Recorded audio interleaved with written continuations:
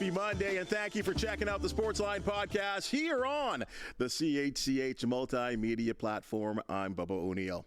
Athletes, teams, executives, and broadcasters from the Golden Horseshoe are generally our focus, but today it extends from the 905 to the 416 and a certain team from the T-Dot. They're the newest Grey Cup champions. Well, along to chat with us is a multi-talented, multi-award-winning writer with the Toronto Star and formerly the Toronto Sun, who covered the CFL for over 2 decades. In addition, he's a best-selling author who has written books about the lives of none other than Nick Kypreos, Eddie Olczyk, curler Colleen Jones, wrestler Bret Hart, Doug Flutie, and the man Cat fans can't help but like Michael Pinball Clemens. Let's bring in Perry Lefko. Great to see you, partner. It's been a long time. Thanks for checking us out. Thanks for that wonderful introduction. You're my publicity guy going forth, okay?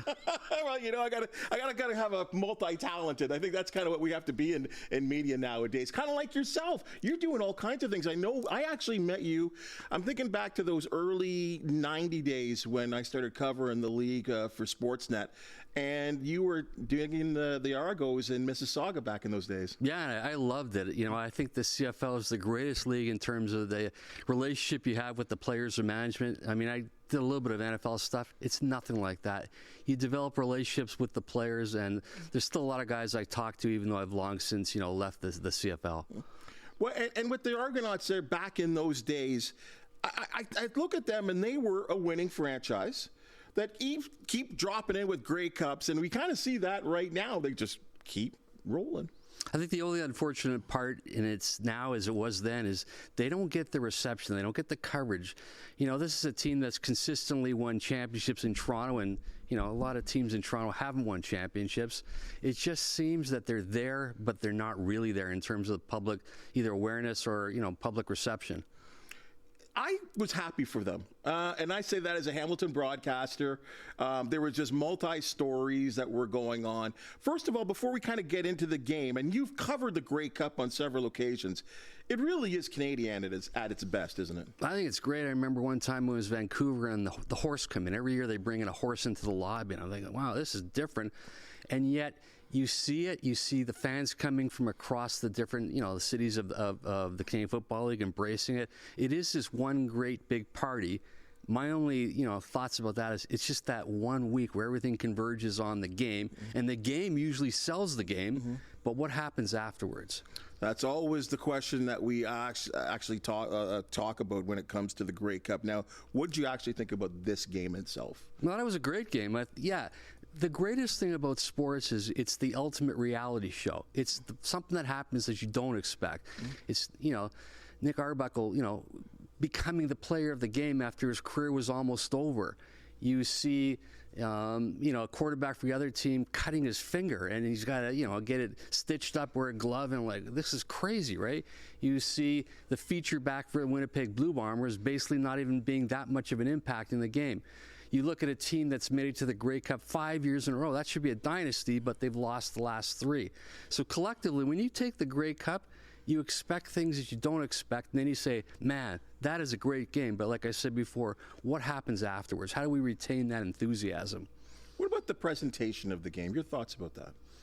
In terms of what happened afterwards, or just just the game itself and being the lead up to it, what television does for it. I know TSN. They have 1 more year, I think, left on the contract before there's going to be some type of maybe a bidding war for the Canadian Football League. But what about the presentation of the game? I think it's great. They put a lot of time and effort to develop the storylines. Conversely, you've got the Buffalo Bills playing the Kansas City Chiefs. It's a great, great game. So I was going back and forth, and until the Bills game was over, and then you watch the Grey Cup.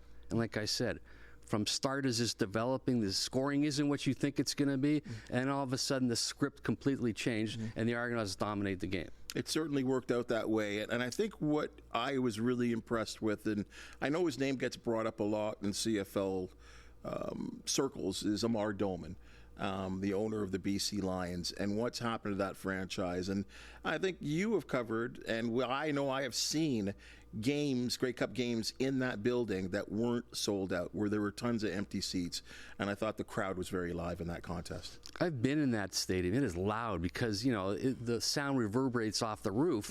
It's also a type of place where it gets extremely hot in there.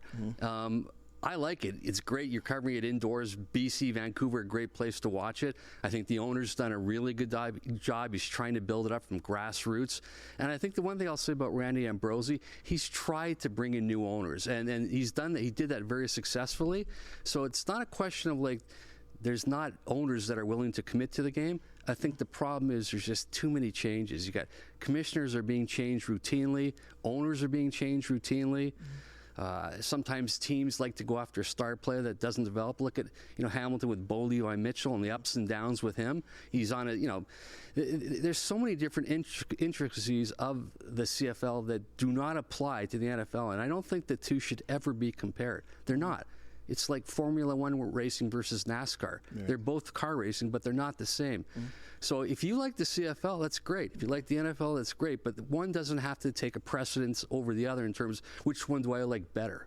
I've always found that the community, the football community, at least in this country, because that's what we identify with, is the NFL and the CFL. We're exposed to both. Is that there needs to be this comparison, and there really doesn't need to be, because I really do find that the Canadian Football League is so uniquely Canadian, with its rules, the player ratio, all of that, and I think that should be celebrated. I think if you go into Western Canada, to me, that's where the heart of the CFL is. If you go into Eastern Canada, that's where it gets lost.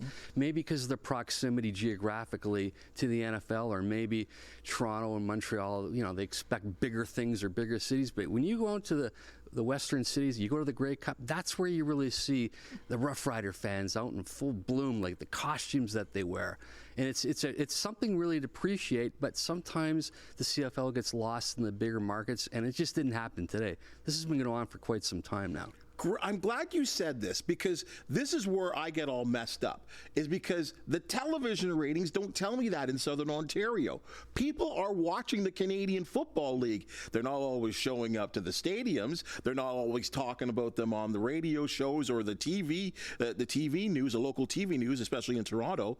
Yet the local numbers for watching teams like the Argonauts or Ottawa, Hamilton, are very good. They're great. It's never been about watching it on TV. Maybe it's more about are people coming to the games. And in Toronto, this has been going on for 30 years. I don't know how people don't go to the games. Maybe people just want to watch it on TV. Maybe it's just easier to watch it on TV. The presentations of the games, you asked me about that before, it's great.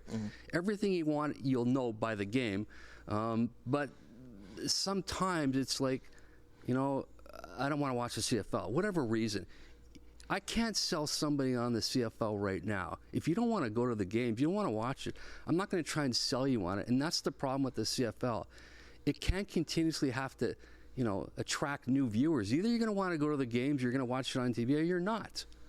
You have written books, and I listed off a couple of them. Michael Pinball Clements, I've read that book. Doug Flutie, obviously, he needs no introduction. Dan Giancola, a guest right here on the Sportsline Podcast with a real deep story, and what a great comeback story he was. I think you might as well get your pen out right now, because you could be writing one about Nick Arbuckle. What a road traveled. Okay, it's a great story for right now, and that may be right now the end of it. Dan's story to me is amazing. I mean, not only what he did to get to the CFL and to achieve his dream after 10 years of kicking the cans of all these different leagues. And then, as we did in the book, it was really about his survival from a heart attack and a stroke. So I love doing that book with Danny. I mean, he's got a heart of gold. He comes in here, 5 minutes into talking to him, he's going to start crying, right? He is a genuine replica of what the CFL is all about. Nick Arbuckle's time may have been it. But even if it was, what a great story. As I said, the CFL is real, and sports in general is about reality, the ultimate reality. It's not fabricated. You can't fabricate Nick Arbuckle's story. You can't fabricate a story about a quarterback cutting his finger, then having to get stitches and having to wear a glove. No, it happens, and it's almost in the moment type of thing, right? And that's what I love about the CFL more than any other league. You can make your arguments about the NHL, NFL, and other, but the CFL, that's what it's all about, those personalities, the moments that stick with forever, and that's the history of the CFL in a nutshell. And you, as remember in your days, and I don't know, it's certainly changing in terms of our changing media world when it comes to our relationship with, from a media standpoint to the athlete standpoint, our access isn't what it always was, especially when you were covering the CFL. Because I remember many a time in Mississauga, you sitting in the bleachers, chatting with an athlete for half an hour, and you have your pen out and you're having a conversation. You're getting to know someone. We always can't do that anymore. We're trying. But I just think it's so neat to know an Arbuckle, a guy like this who's bounced around from team to team, I think 4 or 5 teams, always the guy that he's going to be the next great starter in the Canadian Football League, and somehow it just didn't happen for him. To the point that this year, going into this season, he was considering coaching because he was an unwanted free agent.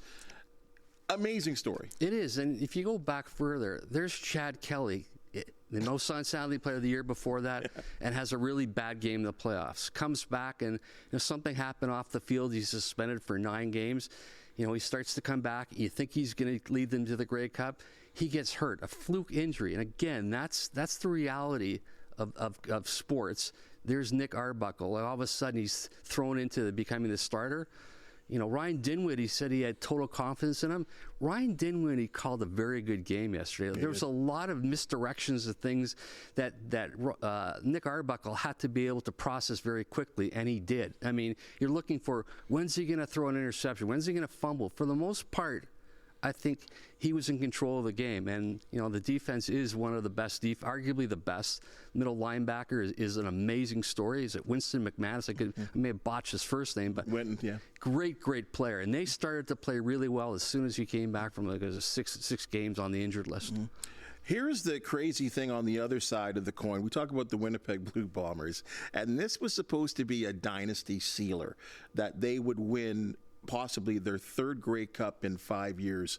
Now, they join the likes of the Montreal Alouettes 54, 55, 56, losing 3 in a row. Bombers also lost 3 in a row in 45, 46, and 47, all to the Argonauts. You have a team, and we know this, for maybe this would have been the one year where I could actually say I think the East Division might have been better than the West, but for always, in CFL history, the West is always best. Mm-hmm. Winnipeg keeps getting there, knocking on the door. Where are they right now? That's 2 in 5 years that they've won, 3 losses in a row. Where are we in terms of, is there a dynasty, or are we just a very good team? I'll just mention the Buffalo Bills make it to the Super Bowl 4 years in a row and don't win. Does that make them any less of a dynasty? No, it just means they were a very good team, but they weren't a great team. And I'd say Winnipeg is a very good team that isn't a great team for whatever reason, right? It all comes down to one game and your perception of how good are they, or how bad are they, or how not as good as you think they are because they didn't win the game.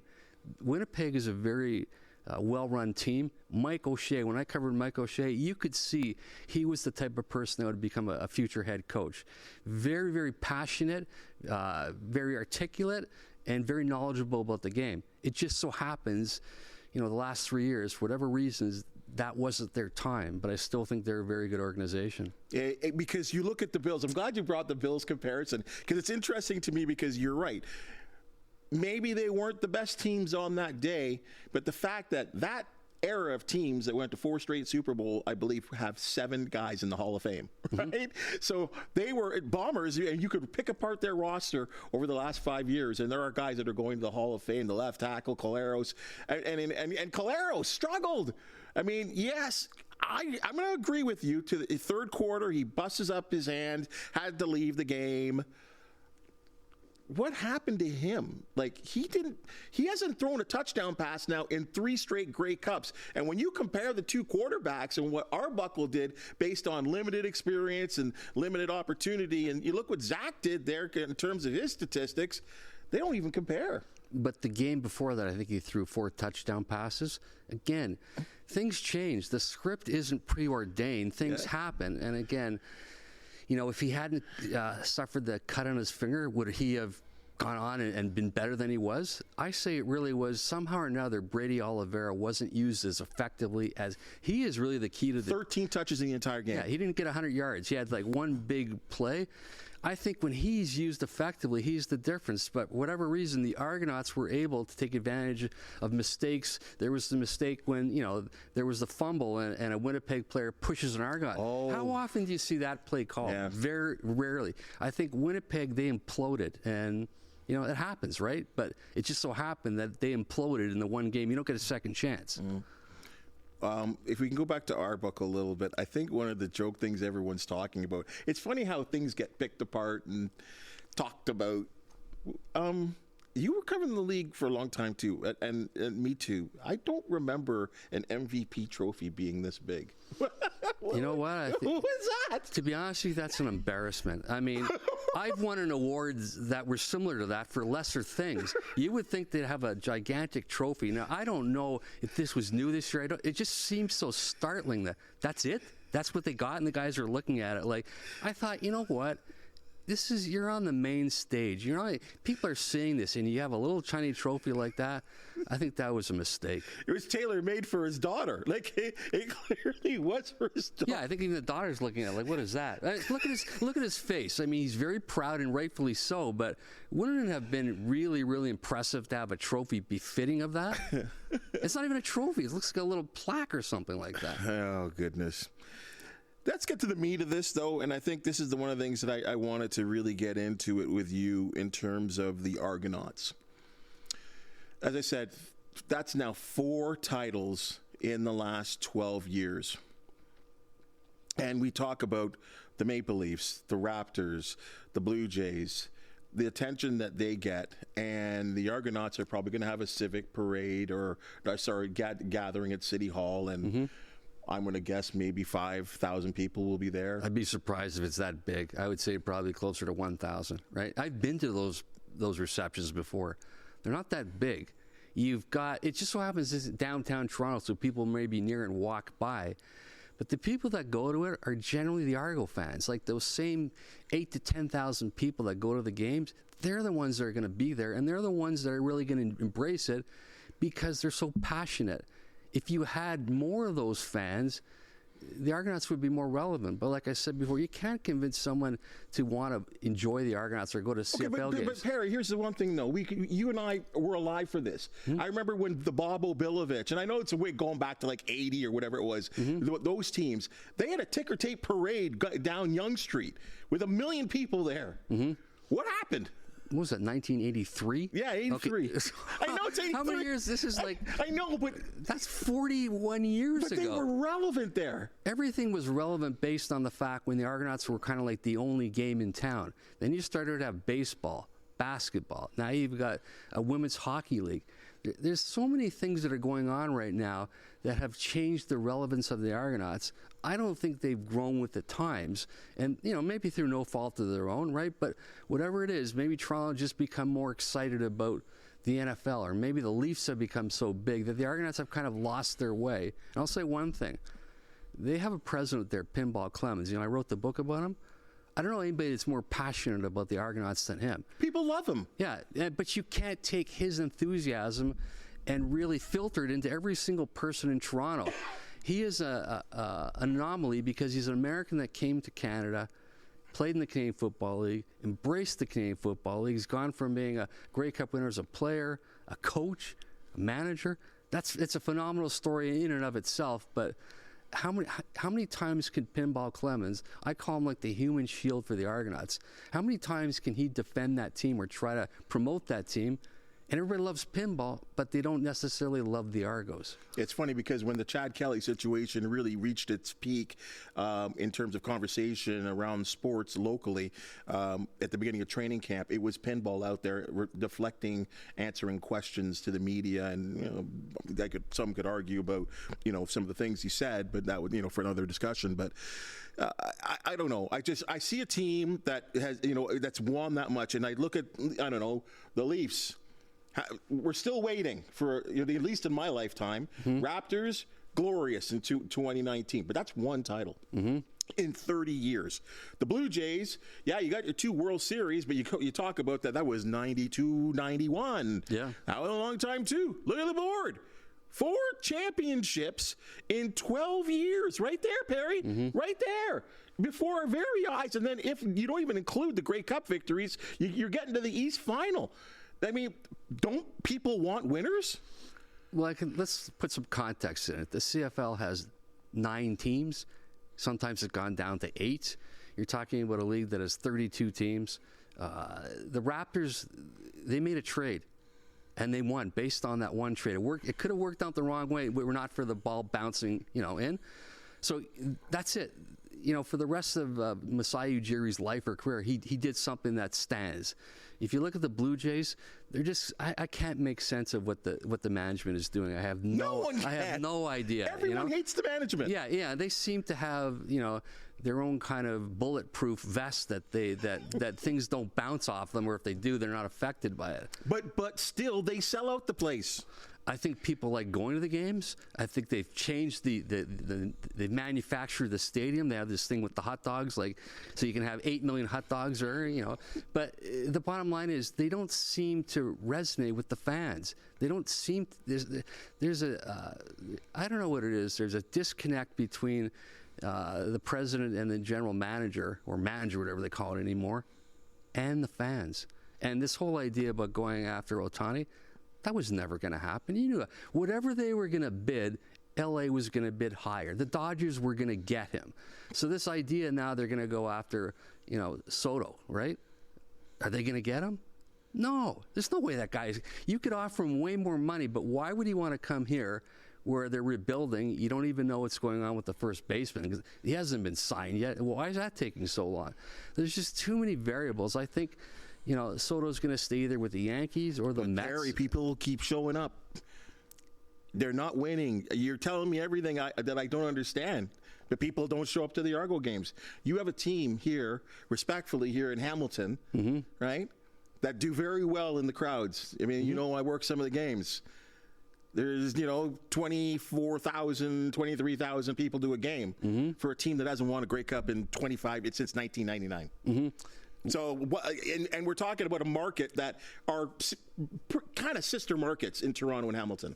But what's the difference between Toronto and Hamilton? The Tiger Cats are the main game in town. The Argonauts aren't the only game in town. There's other things to do. And I've seen years when Hamilton, the Tiger Cats, haven't played very well, and attendance has gone down. So you can't. That's not an apples to apples. That's an apples to oranges. It just happens to be in the Canadian Football League.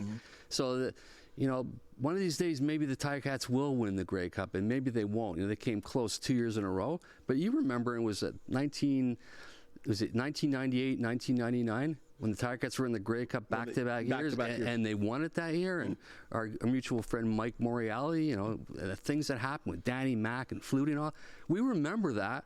But a generation 20 years later isn't going to remember that. So will they win the Grey Cup? And I think it would be great for Hamilton if they did, but it hasn't happened, and yet they still have that connection with the fans. Okay, so let's end on this.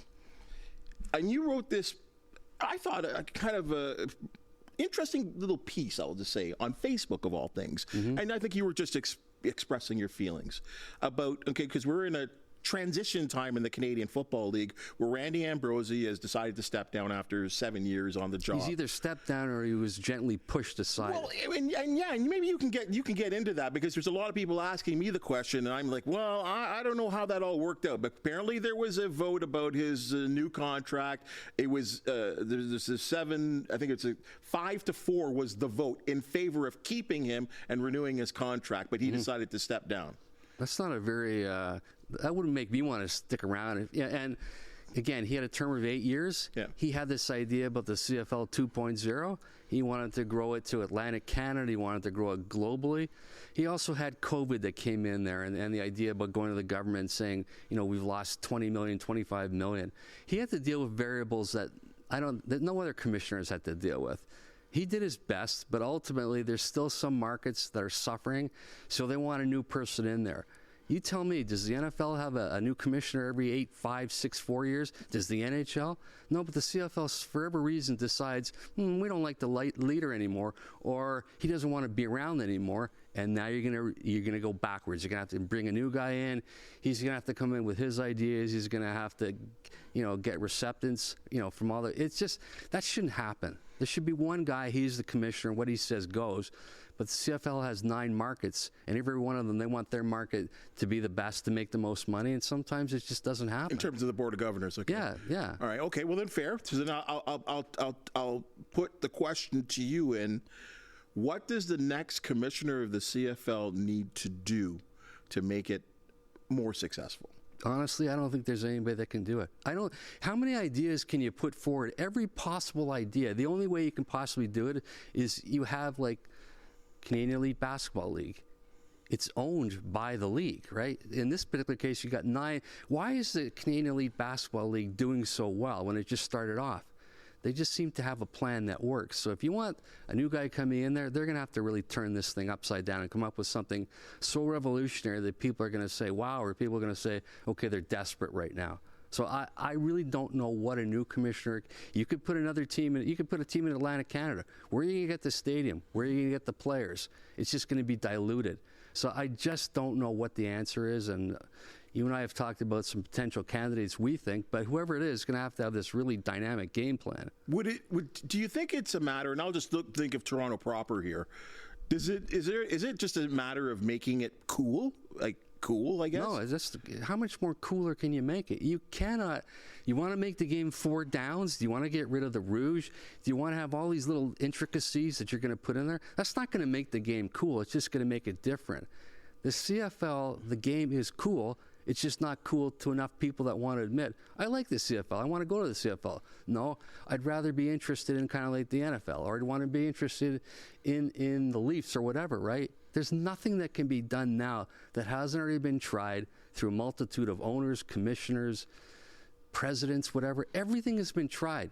The only way you can do it right now, you're going to have to blow up the way it is right now and do something so totally extraordinary and hope for a Hail Mary. Okay, so the Hail Mary guy right now in the seat at the quarterback would be a guy like Keith Pelly right now, which I think we both can agree, very intelligent, very experienced, has done from ground floor job at TSN to running the European PGA. He has done numerous things, the Olympics, you go on and on. Is he an idea guy that could maybe make things work, at least in those struggling markets? No, he's not. He's got far bigger things to do right now than having to fix the Argos or fix the Canadian Football League. He's a guy that's been involved in numerous things.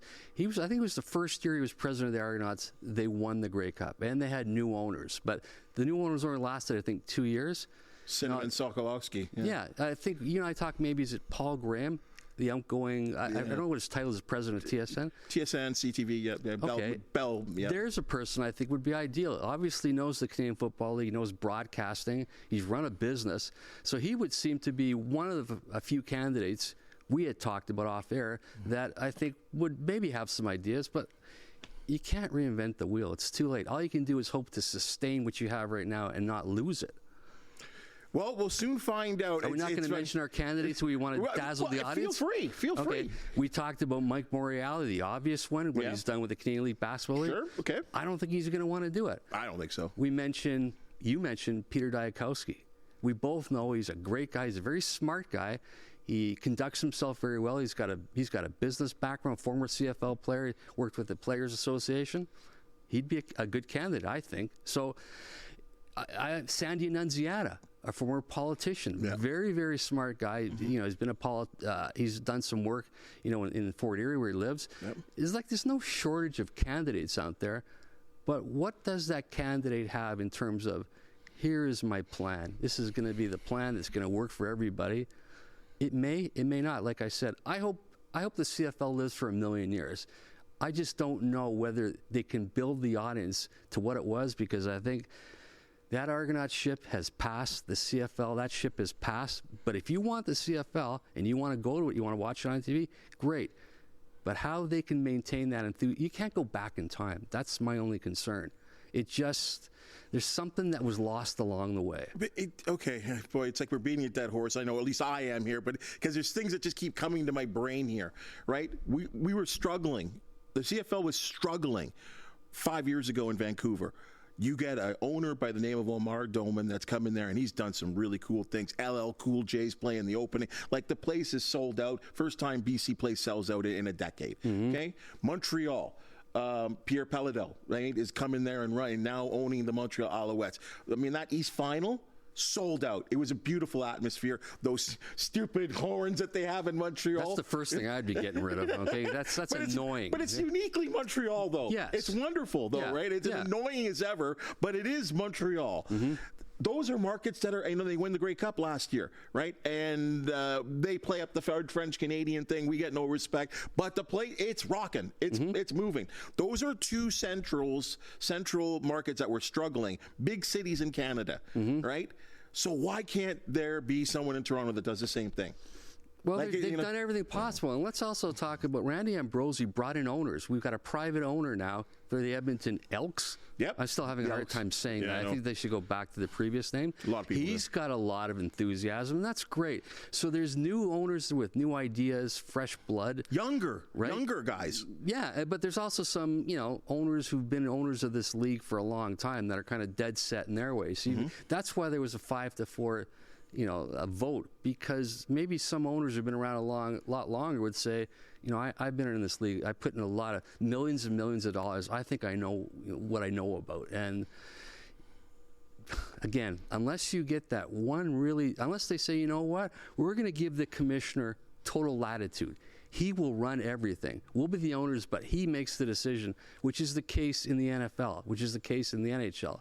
I don't know if the owners are willing to give that commissioner that latitude, and I hope whoever it is in there longer than 3 years, 5 years. You need longevity. They have to have a game plan that's going to be 3 to 5 years. It can't be after a couple of years we're not happy, we're going to get rid of him or he's going to want to leave.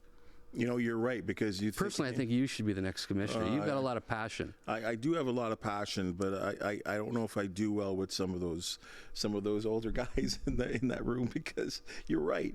We've got to be able to. Change is good.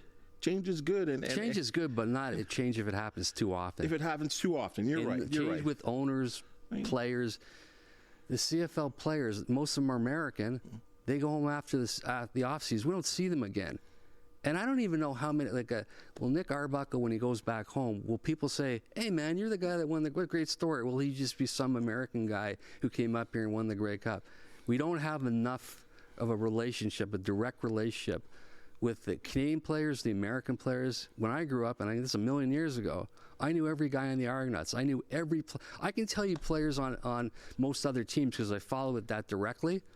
But do they have that connection when they walk down the street? Will Nick Arbuckle walk down the street of Toronto and people will say, nothing? Hey, there's Nick Arbuckle. Will they say that? Probably not, right? Well, then that's up to the next commissioner to, in my opinion, find a way, as we're seeing this, because this was never the thing in the National Hockey League, and I think they're doing a much better job of it, of making the stars, and it only needs to be 2 or 3 per team. And in the CFL in a 9-team league, that's not too tough. Yeah. Find 3 guys on each team and start marketing them, making them big in the community, making their big, and Toronto's got those guys, right? Now, unfortunately, Chad Kelly could have been that guy because he's got the namesake of his uncle and all that, but unfortunately, some things that have happened behind the scenes with him excludes him from that. But regardless, there are other, we talked about this from the very beginning of this conversation. There are stories to be told. There are people out there with great stories, and we need to tell them better.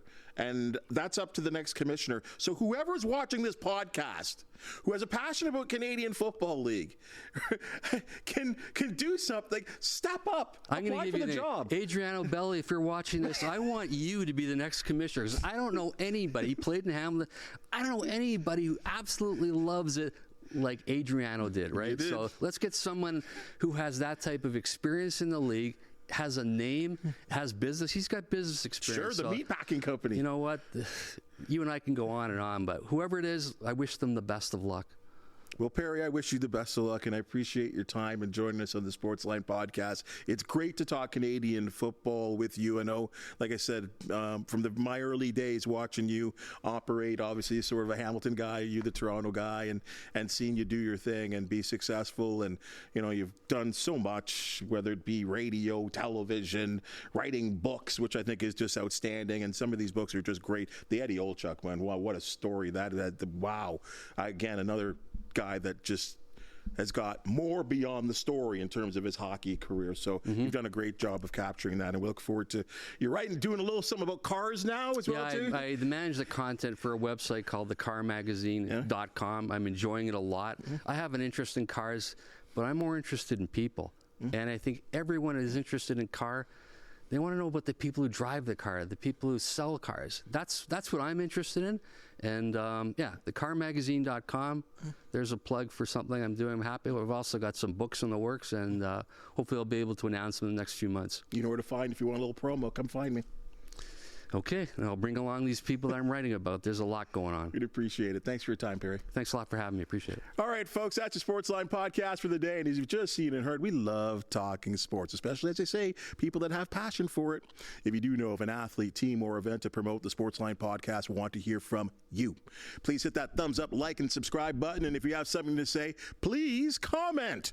Now, folks, a reminder, our popular Christmas toy drive is underway, and we have a new main sponsor this year. It's JR Toys, located in Burlington. Now, for any toy that is purchased at JR Toys, a donation will be made to the drive, so it's kind of a double shot donation.